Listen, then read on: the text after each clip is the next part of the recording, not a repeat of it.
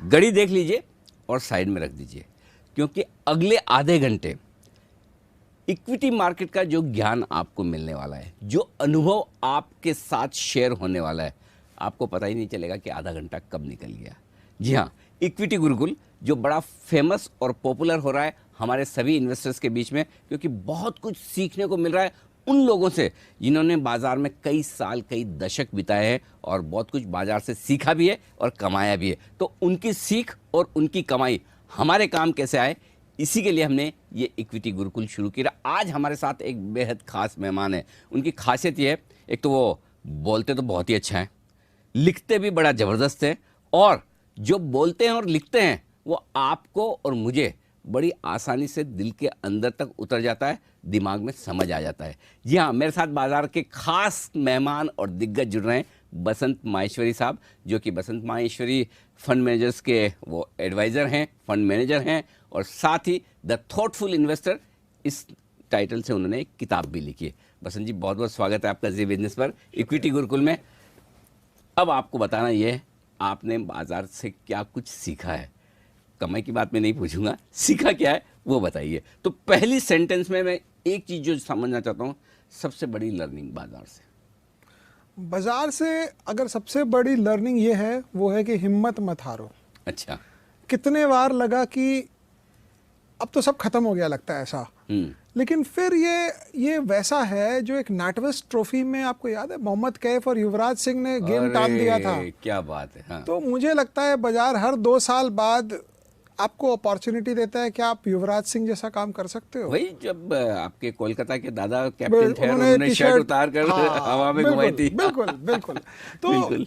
ये पर्सनली बोलता हूँ, हर 2 साल, 1.5 साल, 2.5 साल में जब वो गिरावट आती है तो लगता है दुनिया खत्म हो रही है।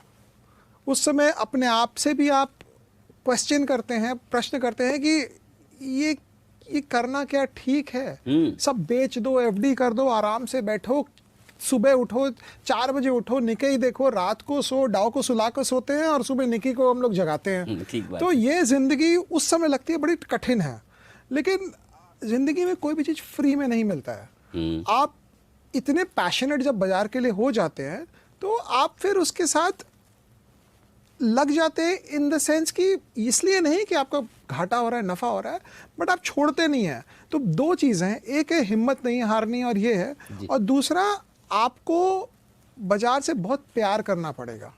सही बात है। मतलब मुझे अगर आप बोले हैं तो बाजार से ज्यादा, पैसे से ज्यादा नहीं, बाजार से ज्यादा मेरे लिए कुछ नहीं है। और वो मैं तो कितने को बोलता हूँ कि it looks like my heart beats on the screen. Wonderful. जो दिल है वो स्क्रीन पे धड़कता है। तो अपना दिल के मूवमेंट के साथ, हाँ, अपना दिल जो है वो स्क्रीन पे देखना जरूरी है। मतलब ये जैसे आप पर्सनल बता रहा हूँ, जैसे आप होता है ना कि 2 दिन बाद अपने बच्चों से मिलते हैं, तो मंडे जब स्क्रीन खुलती है तो एक अजीब सी खुशी नजर आती है। क्या बात है। और फ्राइडे शाम को बोरियत लगती है। जो नॉर्मल लोगों को फ्राइडे शाम अच्छा लगता होगा और मंडे सुबह लगता है ओ ऑफिस जाना है, तो सैटरडे तो निकल जाता है, संडे कठिन होता है। नहीं, और हमारे जी बिजनेस के बहुत सारे दर्शक हैं जो कितनी बार ट्वीट करते हैं और मुझे मैसेज भेजते हैं, सैटरडे संडे क्यों नहीं खुलता। मार्केट और आप दोनों के साथ इतना जो प्यार है, लेकिन आपकी जो खासियत है बसंत जी, मैं आज उसी पर शो करना चाहता हूँ। और आपकी खासियत है, लोगों से आप है ना एकदम दिल से दिल का रिश्ता जोड़ देते हैं। और आज मैं आपसे ये समझना चाहता हूँ कि मैं, चलो मेरी छोड़ भी दे, तो हमारे जो दर्शक हैं जो बहुत ज़्यादा समझ नहीं रखते इक्विटी मार्केट की, नए नए हैं या पहले से हैं, लेकिन उन्हें नहीं पता कि शेयर कैसे खरीदा जाए, कैसे बेचा जाए, तो आज मुझे बेसिक चीज़ ये सिखाइए, ये समझाइए कि एक आम आदमी अपने आसपास जो कुछ हो रहा है उसे देखकर कैसे शेयर खरीद सकता है, जिसमें मुझे बहुत पढ़ना ना पड़े, बहुत दिमाग न लगाना पड़े, लेकिन बेसिक्स मुझे समझ में आ जाए कि क्या खरीदना है। लेकिन बाजार में कमाने के लिए ये है कि जो आप कंपनी लें वो टिकाऊ होनी चाहिए। ठीक है, कि 10 साल 20 साल कंपनी जिंदा रहे। अगर कंपनी जिंदा रहेगी तो उसके इन्वेस्टर भी जिंदा रहेंगे। तो एक आपको ये पता है कि एक फॉर एग्जांपल पहले बार जिंदगी में आपने कब कोलगेट टूथपेस्ट देखा सुबह उठते हुए, राइट? क्या आप उस समय ढूंढने गए कि ये कंपनी लिस्टेड है? उसके बाद जब आप नहाने गए तो आपने हिंदुस्तान यूनिलीवर के साबुन देखे होंगे, शैम्पू देखे होंगे, क्या आप ढूंढे वो लिस्टेड है? 100 गुना हो गए शेयर। आप ब्रेकफास्ट टेबल पे बैठे तो केलॉग्स आपने खोल के डाला तो केलॉग्स तो लिस्टेड नहीं है, तो स्ट्राइक ऑफ कर दीजिए। आपने नेस्कैफे पिया एक कॉफी, नेस्ले लिस्टेड है, 200-300 गुना पैसे हो गए। आपने पहली बार सिम कार्ड कब लिया, भारतीय एयरटेल लिस्टेड था, 200 गुना पैसे हुए। बगल वाला मारुति निकाल रहा है और आप एम्बेसडर निकाल रहे हैं। आप सोच रहे हैं अगली गाड़ी जो लूंगा एम्बेसडर तो नहीं लूंगा, मारुति ही लूंगा। पहली बार वो कब हुआ, एम्बेसडर गाड़ी बंद हो गई, हिंदुस्तान मोटर का शेयर 0 हो गया, मारुति 0 से हीरो है। तो बगल वाला हीरो होंडा यूज कर रहा है, आपका बजाज का चेतक स्कूटर, आप बोल रहे हैं अब तो मोटरसाइकिल का जमाना है, बजाज मोटरसाइकिल बना नहीं रही है। पूरे 1990 के दशक में हीरो होंडा बजाज को आउट परफॉर्म करता गया, क्योंकि मोटरसाइकिल का जमाना था और बजाज स्कूटर से मोटरसाइकिल बनाने में सोच रहा था। हाँ। तो और आपको भी पता था कि मोटरसाइकिल ज़्यादा अच्छा है, रास्तों में खड्डे हैं, कैसे चलाएं नहीं चलाएं। तो ये होता है buy what you see concept. पहले बार तनिष्क का शोरूम आपने कब देखा, टाइटन। पहले बार पैंटालून बिग बाजार में आपने कब 26 जनवरी की सेल में लाइन लगाई, पैंटालून रिटेल। तो ऐसे अगर आप पहले बार SBI में आप गए अपना पासबुक अप टू डेट कराने, उसने बोला 2 बजे के बाद आना, राइट। आप वापस HDFC बैंक में गए, बोला सर आइए बैठिए, कॉफी पियेंगे कि चाय, आपने बोला यार इधर ही काम करना है अपने को। ठीक बात है। तो HDFC बैंक और SBI और बैंक ऑफ बड़ौदा और नाना किस्म के कितने बैंकों ने, आप देख लीजिए क्या हुआ। तो ये सब तरीकों से। अच्छा, फिर उल्टी बात, डॉक्टर आपके मुंह में छाले पड़ गए तो आपने बोला डॉक्टर मोरेपेन को यूज किया जाए, उसके जो आते थे आपने यूज किया। अगर प्रोडक्ट सही होता तो कंपनी भी सही होती, शायद प्रोडक्ट सही नहीं हुआ तो कंपनी सही नहीं। तो इसको हम लोग कहते हैं जो देखा हो वो खरीदो, वो खरीदो। उसमें आप गलत कहाँ जाएंगे, आपके रिटर्न नहीं बनेंगे, लेट बनेंगे, 2 साल 3 साल आपको परेशान करेगा शेयर, लेकिन आपका जो कैपिटल है, जो आपकी पूंजी है, वो सुरक्षित रहेगी। फॉर एग्जाम्पल आपने घर में रंगाई पुताई कराई, एशियन पेंट्स हुआ, एशियन पेंट 5000 गुना हो गया पिछले 30-35 सालों में। मतलब 5000 गुना, मतलब 1 लाख के 50 करोड़ रुपए। My God. सो ये कंसेप्ट। और उसमें भी ये कि जब पुताई करवा रहे तो एशियन पेंट्स करवाएं, बर्जर करवाएं या नेरोलेक करवाएं, तो वहां पर भी आपके पास चॉइस, और आप कौन सा चुनते हैं, आप कौन सा चुनते हैं, बिल्कुल सही बात। तो अच्छा, एशियन पेंट भी आपको पता है कि अगर आप थोड़े से काम स्टार्ट किए हैं तो आपने डिस्टेम्पर कराया तो भी आप एशियन पेंट के कस्टमर हैं। आपने थोड़ा सा वॉल पुट्टी लगाई और आपने थोड़ा सा उसको प्लास्टिक पेंट कराया तो भी आप एशियन पेंट है। आपके पास बहुत ज़्यादा पैसे हो गए तो आपने उनको ही बुलाया और कॉन्ट्रैक्ट दे दिया तो भी आप एशियन पेंट के कस्टमर है। आप जब काम शुरू किए तो आप लाइफ बॉय से नहाते थे तो भी आप हिंदुस्तान यूनिलीवर के कस्टमर थे। आप लक्स से नहाए तो भी आप हिंदुस्तान यूनिलीवर है। अब आप डव यूज़ करते हैं तो भी हिंदुस्तान यूनिलीवर है। तो आपको ये देखना है आपकी जैसे से प्रोग्रेस हुई वो कंपनी हर वक्त आपके साथ थी। सर आपके पास कुछ ज़्यादा पैसे हो गए तो आपके लिए हमारे पास ये वाला प्रोडक्ट है। तो ये कौन सी कंपनी है जो आपका साथ हर वक्त लगाती रहती है और आपको पकड़ के रखती है। तो ये बहुत बेसिक है, ये आदमी सीख ले। क्योंकि अनिल जी मेरा पर्सनल एक्सपीरियंस ये रहा है, बाजार में 15 से 18 साल बिना डीमैट खाली किए हुए अगर आप टिक सकेंगे तो गारंटी आप अमीर हो जाएंगे। बिना डीमैट खाली किए हुए कि बाजार खराब लग रहा है एक बार सब बेच दो। अच्छा, या इसको देखना ही नहीं है मेरे को 2 साल, वो भी मेरे हिसाब से डीमैट खाली है। मतलब you have to love the market. 2 साल भी आपको रोज अपना मार्केट अगर देखना है, प्यार करना है, जरूरी नहीं कि रोज कुछ न कुछ करना ही। बिल्कुल नहीं। हाँ, करेक्ट है ना, करेक्ट। क्योंकि नहीं तो लोगों को लगता है कि देखने का मतलब करना है। तो ऐसा जरूरी नहीं कि आप पोर्टफोलियो रोज चर्न करें, रोज कुछ खरीदें, रोज कुछ बेचें। ऐसा नजर बनाए रखें और इंटरेस्ट बनाए रखें। अगर 15, 17, 18 साल आपका इंटरेस्ट बना रहेगा बाजार में तो आप गारंटी हिसाब से अमीर हो जाएंगे। लेकिन बाजार किसी को अपने साथ 15, 17, 18 साल रहने ही नहीं देता है, 15 दिन नहीं रहने देता है। वो या तो आपको बहुत ही लालची बना देगा और आप गायब हो कर देगा, और या आप परेशान होकर बाजार को छोड़ देंगे। मतलब इतना 15 साल बाजार में टिक कर रहना हर आदमी के बस की चीज नहीं होती है, क्योंकि आसान नहीं है इसको संभालना। मतलब ये एक शेर के बच्चे की तरह है जिसको आपने गोदी में बैठा के रखना है। तो मेरे हिसाब से तो बाजार बहुत डिफिकल्ट चीज है।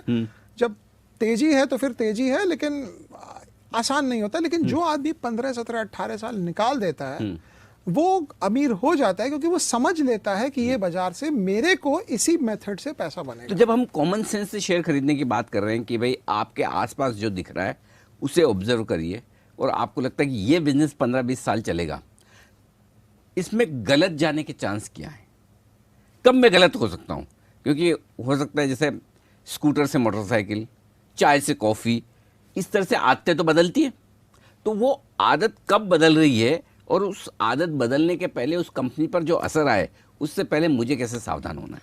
गलत इसमें यह होएगा कि आप वो प्रोडक्ट यूज़ नहीं कर रहे हैं लेकिन आपको लग रहा है कि वो प्रोडक्ट बहुत अच्छा है। फॉर एग्जाम्पल अभी कंपनी आई थी मनपसंद बेवरेजेस, मुझे नहीं पता कितने आदमी उसका मैंगो सिप एक्चुअली पीते थे और कितनों ने उसका शेयर खरीद लिया। तो अगर आप फ्रूटी है फॉर एग्जांपल, और फ्रूटी आपको पता है बिकॉज 60%, बिकॉज असली में कंपनी का अगर माल बिकेगा तो उसके सेल बनेगी, राइट। अगर उसका माल बिक रहा है मतलब उसके कॉस्ट से वो ऊपर ही बेच पा रहा है उसको। तो पहला नियम है कि अगर हर आदमी को वो प्रोडक्ट अच्छा लग रहा है तो मोटा मोटी वो प्रोडक्ट चलेगा। लेकिन कई बार क्या होता है, हम गाड़ी खरीदते हैं मारुति, शेयर खरीदते हैं हिंदुस्तान मोटर। ठीक बात है। बैंक अकाउंट हम खोलते हैं HDFC बैंक में, शेयर ले लेते हैं बैंक ऑफ इंडिया। तो वो नहीं करना है, आगे एस्टिमेट नहीं लगाना है कि सस्ता क्या है, आपको क्या अच्छा लग रहा है। इसमें गलती यही होगी, आप अगर कभी फंस गए तो 2-3-4 साल आपको रिटर्न नहीं बनेंगे क्योंकि आप ऊंचे भाव में ले लेंगे, महंगा ले लेंगे, एंट्री गलत हो गई। लेकिन ये सब ऐसे शेयर हैं जहां आपको सिर्फ एंट्री करनी है, एग्जिट के बारे में चिंता नहीं करनी है। आप लंबा रखेंगे तो अपने आप आपको प्यार से एग्जिट करा देगा। ये चीज़ है। अच्छा, अब ये बताएं कि आमतौर पर इन्वेस्टर गलती करते हैं और वो गलती ये होती है कि जो कम प्राइस का शेयर है वो मुझे सस्ता लगता है, और अब आप जो बताते हैं ना ये सब 4 डिजिट वाले शेयर हैं, 1000, 1500, 2000, तो वो लगता है कि इतना महंगा क्यों लूँ।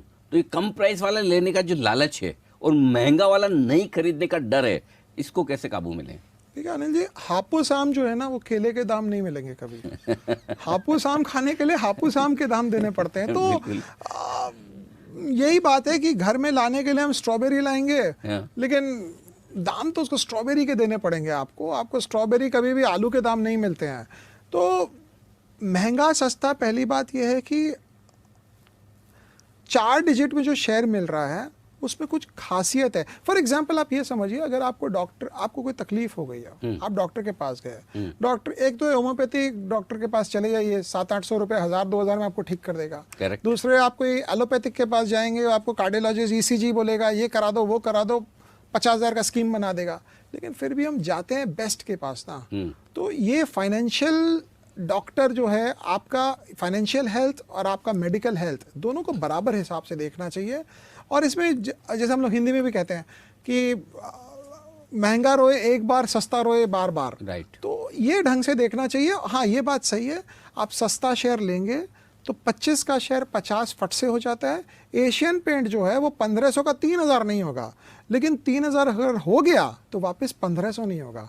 25 का जो 50 होता है 50 का 5 भी हो जाता है वापस। तो वो एंगल से देखना चाहिए। ये इंटरेस्टिंग बात हुई कि 3000 हो गया तो वापस 1500 नहीं होता, ये सबसे बड़ी बात है। और अगर वही एशियन पेंट्स आपने 150 में लिया हो और 1500 को 3000 हो तो आपके 10 गुना और बढ़ गया। ये भी है कि आपकी एंट्री अगर सही टाइम पर हुई और लंबे टाइम पर आप रख रहे हैं। लेकिन एक चीज़ और है जो आमतौर पर इन्वेस्टर्स गलती करते हैं, वो है एग्जिट करने की, कि बेचना कब है। तो क्या ऐसा कोई फॉर्मूला, ऐसी कोई साइंस, ऐसी कोई आर्ट है कि कब बेचना है ये पता चल जाए? देखिए, पहली बात है कि बेचने में आदमी मुनाफे की चीज़ों को बेचने का सोचता है। करेक्ट। जिसमें घाटा हो गया वो बेचता नहीं है। इंतज़ार मेरा भाव आएगा तो बेचूंगा। कुछ लोग तो भाव भी आ जाए तो उसके बाद भी आधा % जोड़ते हैं कि ब्रोकरेज भी निकल जाए इसी से। आपने अगर एक घर लिया फॉर एग्जांपल 30 लाख में, वो घर की कीमत 1 करोड़ हो गई, तो जहां वो घर का दाम 50 लाख होता है, आप ये नहीं बोलते चलो वरंडा बेच लेता हूँ बाथरूम फ्री कर लूँ। कभी आप ये नहीं बोलते हो बाथरूम बेच दूँ किचन फ्री कर लूँ। लेकिन शेयर जहां बढ़ना शुरू होता है आपको, बिकॉज हम लोग के देश में कोई इतना बड़ा रोल मॉडल नहीं है जिसको देखकर हम लोग सब प्रेरित हो कि बहुत बड़ा पैसा बन सकता है बाजार से। आप किसी से ही पूछिए, बोलेगा सट्टा बाजार है, तेरी तकदीर अच्छी है इसलिए तेरे बन गए पैसे। या तो तकदीर या सट्टा। मेहनत, ज्ञान, का तो मुझे लगता नहीं है कि बहुत ज़्यादा जन इसमें कोई वेटेज देते होंगे। तो ये सोसाइटी के हिसाब से एक ऐसा सोच है कि इधर लक और स्पेकुलेशन दोनों में ही बनता है। लेकिन बेचने की बात, जब मेजर बात यह है, आप एक शेयर में कितना लूज कर सकते हैं? 100%, 100% बस। आप गेन कितना कर सकते हैं? Theoretically infinite. तो 2 गुना, 10 गुना, 100%, 5000%, कुछ भी। तो हम जब अपना लॉस जो है, प्रॉफिट जो है 20% बढ़ते ही बेच देते हैं। 100 का सेंसेक्स 41,000 हो सकता है, तो 410 गुना हो गया पैसा, है ना?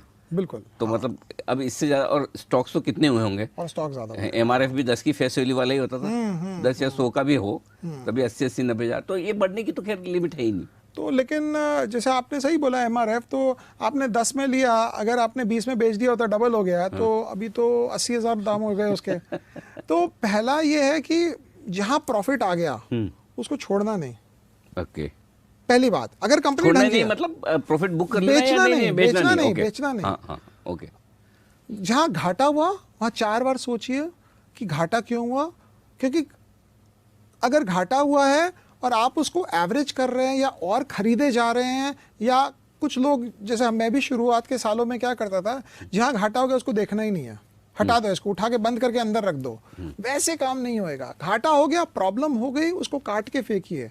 हमारे हाथ में कभी तकलीफ हो जाती है, डॉक्टर बोलता है इसको काट के इस हिस्से को ऑपरेट करो, साइड करो। तो घाटा उस ढंग से तरह होता है। और प्रॉफिट जहां हो गया उसको बेचने की जल्दबाजी मत करिए। वो एक आपका ऐसा घर है जो आपने साउथ बॉम्बे में खरीदा था 1975 में, उसको आप 1980 में बेच देंगे तो आज 2019 है, 2020 है, तो वापस तो ले नहीं पाते हैं। ठीक बात है। तो मुनाफे में पूरी तरह से, अगर अच्छी कंपनी है होल्ड करें, घाटे में अगर कंपनी खराब है तो रिव्यू कर लें, निकल जाएं, अगर कंपनी ठीक है तो बने रहें, उसमें दिक्कत नहीं। ओके, अब एक और चीज़ जो आमतौर पर इन्वेस्टर्स जो गलती करते हो, ये कि सुनी सुनाई बातों पर खरीदना है। चाहे वो सुनी सुनाई बातें किसी की भी हो, यार दोस्तों की हो, किसी ऐसे ही एडवाइज़र की हो, या कहीं आजकल तो इतने कम्युनिकेशन के साधन हो गए, 50 तरह के सोशल मीडिया पर ऐप्स, ये वो, तो वो टिप लेकर खरीदारी करने की जो आदत बन चुकी है, उसमें किस तरह की सावधानी रखनी चाहिए? उसमें यही समझिए कि अगर किसी ने आपको बोला है कि वर्लपूल का शेयर ले लीजिए, और आपने अगले दिन ब्रोकर को फ़ोन करके ले लिया, और आपको अगर एसी खरीदना और किसी ने आपको बोला वर्लपूल का एसी ले लीजिए, तो क्या आप इमीडिएटली विजय सेल्स जाकर वर्लपूल का एसी ले लेंगे, कि आप थोड़े मेहनत करके देखेंगे कि भाई वर्लपूल अच्छा है, कि कैरियर अच्छा है, कि डाइकन अच्छा है, कि LG अच्छा है? तो हम कोई जो आमतौर पे जो सामान खरीदते हैं, एसी हो, वॉशिंग मशीन हो, गाड़ी हो, या कोई भी कपड़े हो घर में, उसके पीछे हम जितना रिसर्च करते हैं, शेयर खरीदने के पीछे हम उतना रिसर्च नहीं करते हैं। उसका एक कारण है, क्योंकि शेयर में हमको बैक ऑफ द माइंड हमको रहता है मेरे पास एक एग्जिट मिल जाएगा।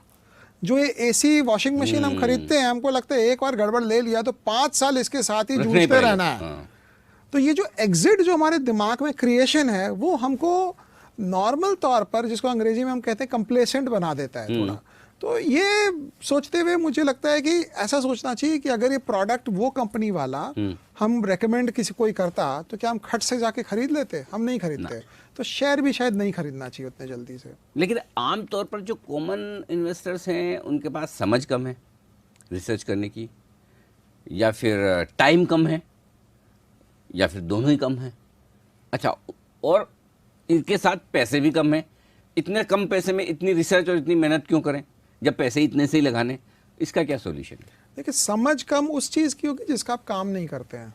अगर मैं डॉक्टर हूँ और रोज प्रेस्क्रिप्शन लिख रहा हूँ, तो मुझे, और मेरे चेंबर के आगे 20 मेडिकल रिप्रेजेंटेटिव बैठे रहते हैं रात को कि सर ये प्रोडक्ट देखिए, ये देखिए, वो देखिए, तो मुझे पता है कि मेरे फार्मेसी बिजनेस में कौन सी दवाई चल रही है, कौन सी कंपनी की चल रही है। अगर मैं डॉक्टर बन के ये समझूं कि ये बांद्रा वर्ली सीलिंग किस कंपनी ने बनाई है और वो फ्लाईओवर में उसने कितना कमाया होगा, तो प्रॉब्लम है।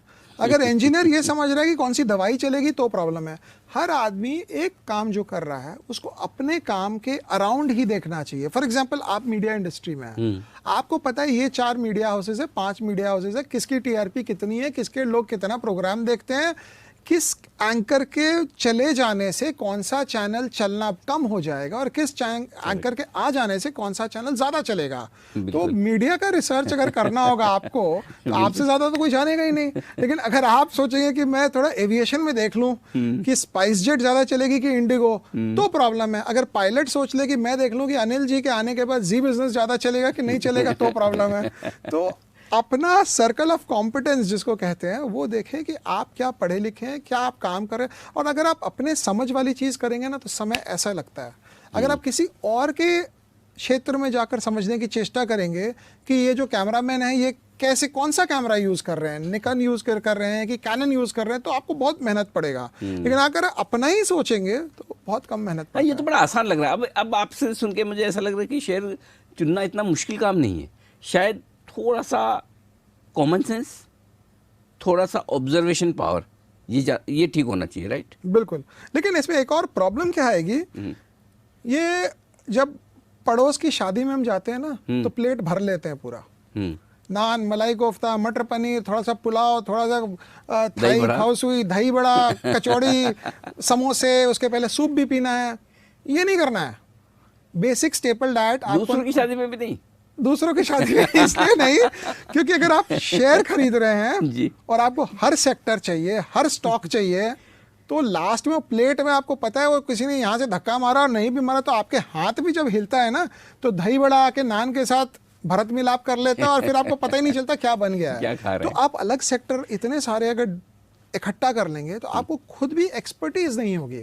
आपको दही बड़ा अच्छा लगता है, दही बड़ा खाइए बैठकर, इतना फ्यूजन न करें कि कंफ्यूजन हो जाए। बिल्कुल बिल्कुल। लेकिन आज आपने जिस तरह से आसान भाषा में बताया, सिखाया कि क्या खरीदना चाहिए, क्या नहीं खरीदना चाहिए और किन गलतियों से बचना चाहिए, मैं उम्मीद करता हूं कि इक्विटी गुरुकुल में हमारे दर्शकों को ये बहुत काम आएगा। बहुत बहुत शुक्रिया बसंत जी आपका हमारे लिए वक्त निकालने के लिए। तो बस कॉमन सेंस और आसपास क्या कुछ हो रहा है, कौन से प्रोडक्ट आप इस्तेमाल कर रहे हैं और किन की क्वालिटी पर आपको भरोसा है, फिर दूसरा काम ये करना है कि क्या ये लिस्टेड है तो फिर मुझे ये खरीदना है या नहीं, बस काम आसान हो जाएगा।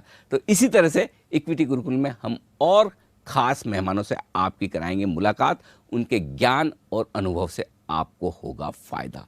आज के लिए इतना ही, नमस्कार। आइए अब सुन लेते हैं कि निवेशकों को निवेश करते वक्त किन बातों को ध्यान में रखना चाहिए और किन से बचना चाहिए। क्या करें? कंपनी के मैनेजमेंट के बारे में जानकारी जरूर हासिल करें। शेयर बाजार में निवेश पर रिटर्न की कोई गारंटी नहीं होती है। शेयर खरीदने से पहले अपने पास मौजूद फंड को जरूर देखें। क्या ना करें? शेयर ट्रेडिंग में निवेश के जोखिम को जरूर ध्यान में रखें। किसी की ओर से हाई रिटर्न के झांसे में नहीं आए। पोस्ट डेट चेक के जरिए गारंटीड रीपेमेंट आश्वासनों से बचें।